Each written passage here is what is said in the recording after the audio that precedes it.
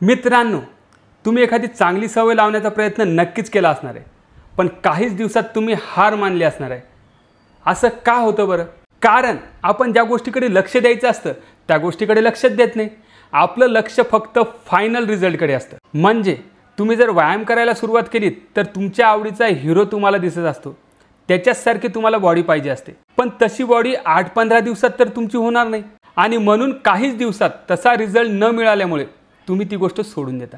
मग नक्की करायचं तरी काय? तुम्हाला जर शांत माइंड पाहिजे असेल तर दररोज मेडिटेशन करावं लागेल। तुम्हाला जर विचारांमध्ये क्लॅरिटी पाहिजे असेल तर तुम्हाला दररोज डायरी लिहावं लागेल की तुम्ही दररोज काय करता काय नाही करत।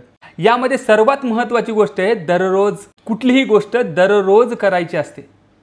तुम्हाला कुठलीही चांगली सवय लावायची असेल तर त्यासाठी दररोज ती गोष्ट करावी लागेल। भलेही तुम्ही कमी वेळेसाठी केली तरी चालेल, पण दररोज करणं महत्त्वाचं आहे। मग त्याच पद्धतीने तुम्हाला जर फिट व्हायचं असेल तर दररोज व्यायाम करणं महत्त्वाचं आहे।